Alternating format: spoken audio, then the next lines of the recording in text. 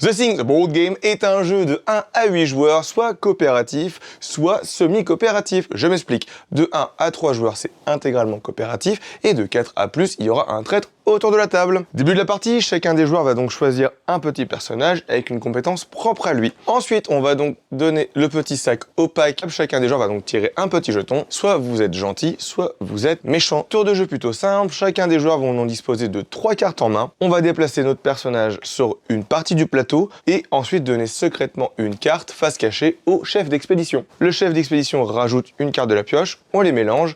Le rôle du premier joueur va vraiment être important car c'est lui qui va être le chef d'expédition, donc décider qui va devoir réaliser les actions ou non. Il est obligé de révéler cependant une carte au début de la phase des actions. Par contre, il peut arrêter à n'importe quel moment. La carte utilisée, donc du coup le chef d'expédition et seulement lui va donc devoir décider quel personnage sur le plateau va pouvoir utiliser l'action de la salle.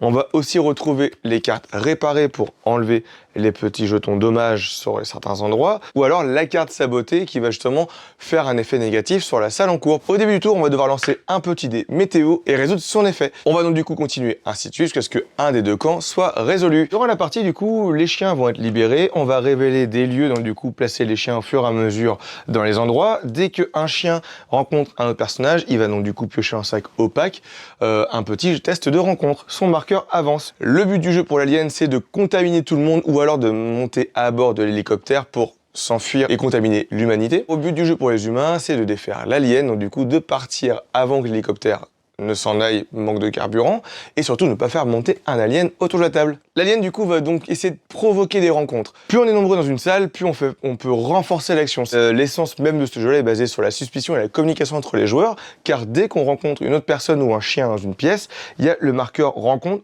qui avance sur la piste. On va donc devoir résoudre une rencontre. Chacun des personnages vont avoir des petits marqueurs humains ou aliens. Si Tom est humain, moi aussi, je donne donc 2 jetons face cachée, humain, humain. Il en choisit un des deux, pareil pour moi, et ainsi de suite. Si par contre, vraiment, je suis alien, je vais tenter de le contaminer. Je lui donne les 2 marqueurs. S'il prend le logo alien, il devient alien avec moi. Tout moment au début du prochain tour, un alien ou l'alien, s'il est seul autour de la table, peut se révéler et le jeu va prendre un aspect totalement différent. Ce sera un contre tous. Plus on avance dans la partie, plus on fait des rencontres, plus le marqueur suspicion avance. Faut faire attention parce que du coup, on va essayer de provoquer quelque chose autour de la table qu'on veut pas forcément avoir. Vraiment la suspicion entre les joueurs, alors que des fois vous êtes humain. C'est vraiment le point fort de ce jeu-là. Dans la partie, pour aider les humains, vous allez pouvoir aussi récupérer des objets dans la salle de stockage ou alors prendre des armes en cas de pépin quand on change contre les aliens. En cas de pépin contre les aliens. Pour que les humains puissent appeler l'hélicoptère qu'il arrive enfin à leur rescousse, il faut réparer au préalable tous les 2 marqueurs dommages dans la salle de radio et ensuite faire l'action appeler, donc lancer un appel radio. L'hélicoptère va arriver au fur et à mesure et ainsi que le pétrole, enfin l'essence.